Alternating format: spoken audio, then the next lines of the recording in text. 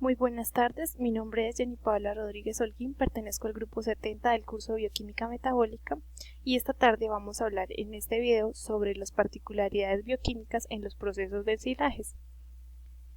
Bueno, básicamente el ensilaje, antes que nada hay que empezar aclarando que es una técnica que se utiliza para la preservación del forraje. Tal técnica es necesario emplearla de buena manera para que se obtenga un ensilaje de alta calidad, pues es necesario para eso asegurar que se produzca una buena fermentación microbiana. Tal preservación del forraje se logra por medio de lo que conocemos como una fermentación láctica, que es de carácter espontánea y debe ser bajo condiciones aeróbicas. Esta fermentación láctica ocurre básicamente por las bacterias específicas de ácido láctico, que en sus siglas traducen a BAC. Tales bacterias lo que hacen en sí es lograr que el forraje alcance su máximo nivel de fermentación. Las bacterias específicas, como lo habíamos dicho, lo que fermentan en sí son los carbohidratos hidrosolubles del forraje, que en mayor cantidad pues generan lo que es el ácido láctico y en menores cantidades producen lo que es el ácido acético. Cuando se generan estos dos ácidos, el pH generalmente baja a un nivel, y tal nivel es mínimo que alcanza a inhibir la presencia de microorganismos que en el ensilaje generan la putrefacción. Y esa es una de las ventajas de las bacterias del ácido láctico. El proceso de ensilaje básicamente se comprende lo que son 4 etapas importantes. Está la fase aeróbica. En esta fase aeróbica generalmente dura pocas horas, es la inicial. Aquí el oxígeno es prácticamente lo más importante, el oxígeno atmosférico, porque está presente en la masa vegetal y disminuye rápidamente debido a la respiración de los materiales vegetales. Por eso es muy importante que se haga rápido y que sea clave para todo el proceso. Y los microorganismos anaeróbicos, en este caso, los microorganismos aeróbicos y facultativos, como lo que son las levaduras y las enterobacterias. Tal fase aeróbica sucede gracias a una actividad enzimática vegetal por parte de las proteasas y las carbohidrasas, que generalmente se presentan cuando el pH está en condiciones normales. Luego hablamos de una fase de fermentación que se produce prácticamente en un ambiente anaeróbico. Puede suceder en varios días, incluso semanas, dependiendo de las características del material que se ensile. Cuando la actividad de fermentación en este caso se desarrolla con éxito, generalmente es posible decir que las bacterias específicas del ácido láctico se proliferen y obviamente pues sean la población que predomine en los ensilados. Posteriormente tenemos la fase estable, que generalmente cuando se tiene a temperatura ambiente no ocurren mayores cambios, eso sí, siempre y cuando no haya aire en el ensilaje.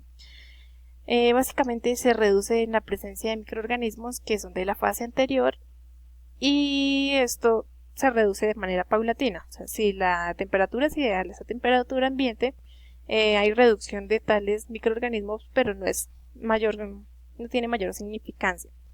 En este caso, algunos acidofilos sobreviven durante este periodo sobreviven inactivos, pero por su parte lo que son otros microorganismos, como el caso de los clostridios y los bacilos, sobreviven ya como esporas. Posteriormente tenemos una fase de deterioro aeróbico, es la última fase. Esta fase empieza principalmente con la apertura del ciclo y su exposición del ensilaje al aire.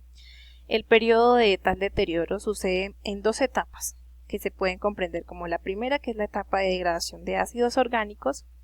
En esta etapa de degradación básicamente se la atribuimos a las levaduras, y esto generalmente, pues por esta degradación de ácidos por las levaduras, viene un aumento del pH en el ensilaje, y ese aumento de pH básicamente es lo que permite dar paso a la segunda etapa de la fase de deterioro, que es como tal es la etapa de deterioro. Esto ocurre gracias a la temperatura. Entonces tenemos que sucede un aumento de temperatura. Bueno, aunque hablando de también lo de la tasa de deterioro, depende básicamente de lo que es la concentración de la actividad y de la actividad de los organismos del sistema. Más o menos la tasa de deterioro está oscilando entre lo que es 1.5 y 4.5% de materia seca del silo. Vale aclarar, y voy a dar unas notas respecto a tal proceso.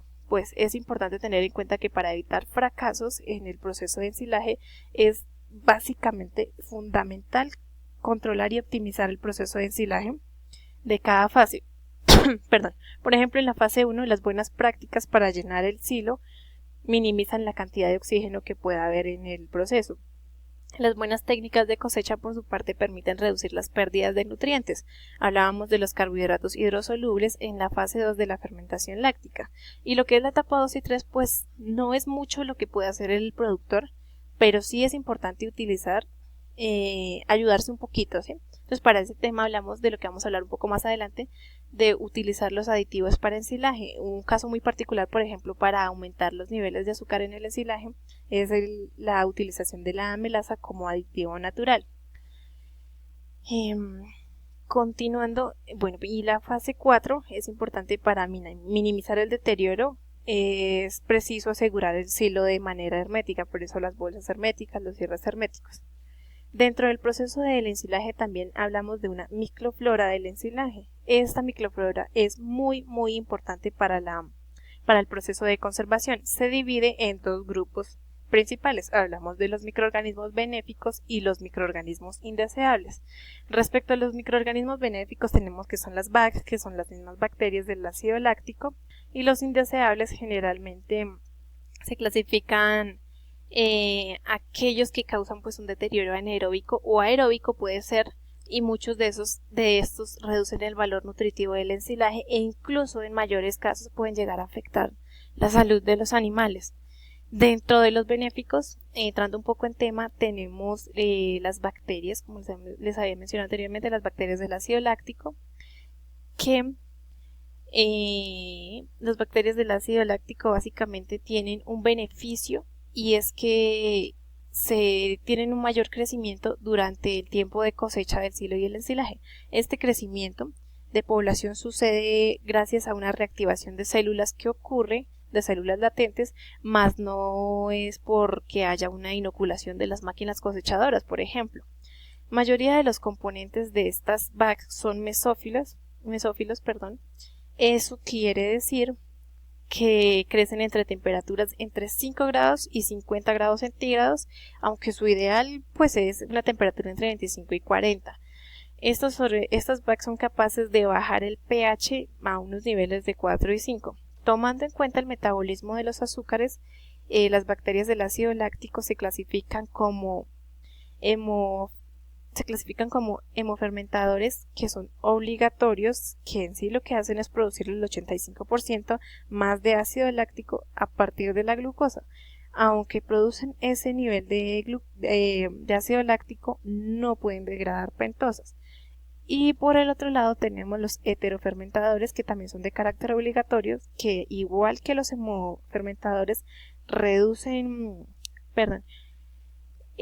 igual que los hemofermentadores son capaces de bajar el nivel del pH y producir 85% más de ácido láctico. En este caso sí son capaces de degradar algunas pentosas. Se clasifican también, a diferencia de los anteriores, pues como lo habíamos dicho, sí degradan algunas pentosas. Ya tenemos entonces lo que son los microorganismos indeseables de lo que hablábamos. En este grupo se incluyen lo que son las levaduras, que son microorganismos de tipo eucariótico, son anaeróbicos facultativos y además son heterotróficos. Bajo unas condiciones anaeróbicas, las levaduras fermentan azúcares para lo que es la producción de etanol y la producción de dióxido de carbono, que pues la degradación del grado láctico eleva el pH, lo que permite el desarrollo también de otros microorganismos. Es decir, resulta no muy beneficioso a la vez que se produce etanol, porque el etanol como tal degrada lo que es el ácido láctico y pues reduce los niveles de nutrición, los niveles nutritivos del ensilaje. Están las enterobacterias, que son organismos que también son anaeróbicos facultativos. Mayoría no son patógenos de este grupo y por ello su desarrollo en el ensilaje resulta muy perjudicial, porque lo que hacen estas enterobacterias es que compiten con las bacterias del ácido láctico por los azúcares disponibles y además pues que pueden degradar las proteínas, lo que causa una reducción obviamente de lo que es el valor nutritivo del ensilaje. Tenemos los clostridios, que son bacterias anaeróbicas que se forman parte de las endosporas. Su presencia en el ensilaje básicamente afecta lo que es la calidad de la leche, respectivamente más que la calidad de algunos de los productos derivados. Una de las especies que se encarga más que todo, que se le atribuye esa afectación directa a la leche, es la especie de la Clostridium tyrobutyricum. Esta especie lo que hace básicamente es que además de fermentar los carbohidratos puede degradar el ácido láctico. Entonces tenemos que tal fermentación es responsable de una abundante producción de gas. Por ello en los quesos, sobre todo los quesos duros, existe ese fenómeno del soplido tardío, que lo que hace es que se inflan los quesos en el tiempo que no debe ser. Como hablábamos, la contaminación en la leche genera obviamente sus productos derivados y también se le atribuye una disminución de valor nutritivo del ensilaje. Tenemos las bacterias que son productoras del ácido acético. Estas bacterias productoras de ácido acético en el ensilaje básicamente lo que hacen es una acción perniciosa. Es una acción perniciosa porque pueden iniciar una deterioración aeróbica, porque lo que sucede es que oxidan el lactato y el acetato produciendo dióxido de carbono y agua. Tenemos también los bacilos, que los bacilos básicamente son de forma cilíndrica, también se forman esporas, fermentan los carbohidratos en este caso, generando lo que son compuestos como ácidos orgánicos. Estos bacilos son capaces de inhibir el deterioro aeróbico de ensilajes, aunque generalmente pues se consideran indeseables porque lo que sucede es que al final del proceso, al final de las etapas, incrementan la deterioración aeróbica, entonces no es muy beneficioso que podamos resaltar. Están los mohos, que son microorganismos eucarióticos, se desarrollan básicamente cuando encuentran oxígeno. Donde encuentran oxígeno, allí se desarrollan los mohos. Disminuyen su valor nutritivo en el ensilaje y también pueden asociarse a problemas en algunos casos de salud de los animales y en mayores casos puede afectar la salud humana. Tenemos también lo que son el grupo de las listerias, que las listerias también son organismos que pueden ser de carácter aeróbico o anaeróbico. Sobre todo la especie L. monocitogenes es patogénica para varios animales, incluido el hombre. Entonces tenemos que dentro de esas especies puede causar varias infecciones en el sistema digestivo, y esto es lo que ocurre con la listeriosis en los ovinos y en los caprinos básicamente. Ya tenemos también otro tema del que es muy importante hablar, que es de los aditivos en los ensilajes, como lo había mencionado al principio. Estos aditivos se utilizan básicamente para mejorar las condiciones del proceso de ensilaje. Hay de diferentes tipos, está prácticamente el químico y el biológico, y se clasifican en 4. Tenemos los aditivos para mejorar la fermentación, que lo que hacen es aumentar el contenido de azúcares, por ejemplo lo que habíamos dicho de la melaza. Están para inhibir la fermentación, que se causa en cultivos bajo el contenido de CHS, carbohidratos hidrosolubles, como lo habíamos mencionado. Entonces lo que hacen es reducir la cantidad de esporas de clostridios, y están para inhibir lo que es el deterioro anaeróbico. Pueden ser de carácter incidente o absorbente, pueden ser nutrientes o absorbentes, inhiben la actividad del desarrollo de los organismos responsables del deterioro. Y están los organismos los nutrientes absorbentes, que hablábamos de que mejoran lo que es el valor nutritivo del forraje. Para forrajes de bajo contenido de materia seca es importante utilizarlo, sobre todo para evitar pérdidas de nutrientes. Y pues está un último que es básicamente un mixto, es una combinación de aditivos. Entonces lo que sucede es que se funcionan 2 o más ingredientes aditivos para un mejor resultado. Eso es todo por hoy. Muchas gracias.